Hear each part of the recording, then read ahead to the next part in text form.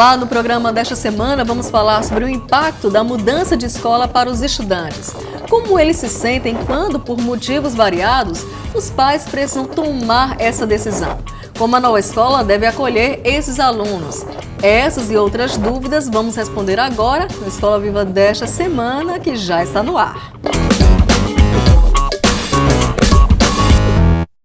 O dinheiro encurtou, o endereço novo é longe demais ou simplesmente a escola não está atendendo às suas expectativas. As razões podem ser muitas, mas o clima de apreensão na hora de mudar o filho de escola quase não varia. Será que ele vai se adaptar? O que fazer para que essa mudança não seja um processo traumático para pais e filhos? Quem está aqui com a gente para falar sobre este assunto é o diretor pedagógico do Ensino Fundamental do Colégio Contato, João Neto Tomás. João Tomás, muito obrigada por sua presença mais uma vez aqui no Escola Viva, nessa nova temporada do nosso programa. Muito obrigada.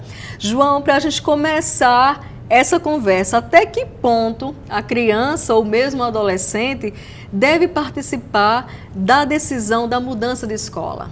As fases de mudanças de colégio, elas acontecem ao longo da vida, né? Algumas ainda bem pequenas, as crianças ainda, outras na adolescência, quando os alunos terminam, né, o ensino fundamental 1, e aí normalmente muitas escolas têm até o ensino fundamental 1, e eles se transferem para o fundamental 2, em outra escola, e às vezes no ensino médio também. Claro que esta variação, esta idade com que eles se transferem, há variações, né, e pontos que devem ser acompanhados. A criança, até os 10 anos, 9 anos hoje, ela tem como principal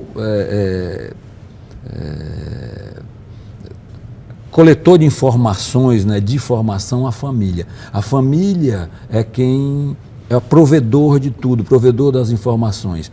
Quando entra a adolescência, o hormônio entra no corpo, a mente começa a se transformar e vem o que se chama da adolescência. Ele vai buscar a sua autonomia, vai buscar a sua identidade, ou seja, é uma fase mais conturbada.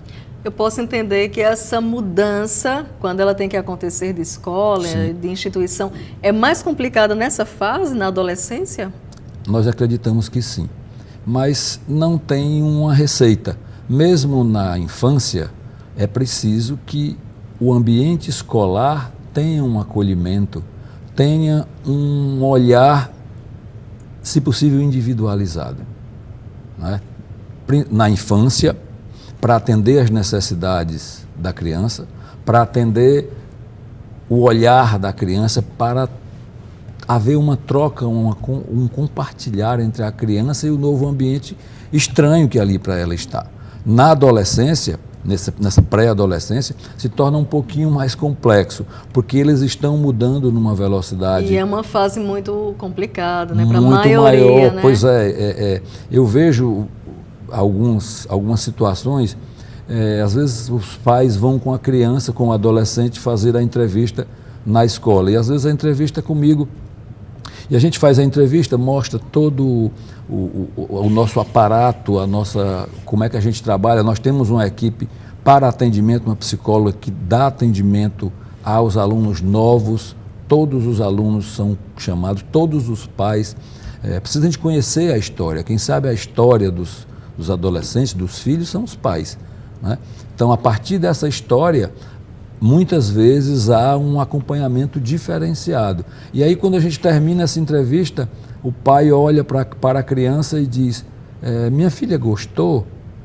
A gente não concorda muito com isso, porque a decisão da mudança tem que ser dos pais. As crianças, os adolescentes, não têm maturidade o suficiente para decidir uma coisa tão importante. Mas o pai precisa apoiar. O amor é incondicional nessa convivência humana. A gente não se torna humano sem amor. Nesse processo, João, existem várias etapas, né? A decisão de mudar de escola por alguma questão que a gente colocou aqui no início, a escolha dessa nova escola, né? Dar a notícia para a criança. E depois a adaptação também a essa nova instituição. Dessas etapas, qual você considera a mais difícil, tanto para os pais quanto para os filhos? É fundamental na criação, na convivência com os filhos, haver regras, haver negociações, mérito, e regras precisam ser cumpridas. Merecimento é importante ter mérito. Não se pode. E aí a criança vai aprendendo a conviver neste ambiente. Valores. Há coisas, por exemplo, que são inegociáveis. Por exemplo, uma atitude de uma criança, de um adolescente que põe em risco a sua integridade física, a sua segurança. Isto é inegociável no ambiente familiar e no ambiente escolar também. Uma atitude que não respeite o outro, que agrida, não necessariamente fisicamente, mas que agrida o comportamento do outro.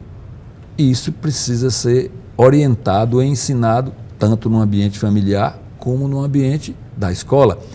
João, a gente vai para um breve intervalo, mas daqui a pouco, no próximo bloco, a gente continua conversando sobre como administrar o processo de mudança de escola. Não saia daí, o Escola Viva volta logo depois do intervalo.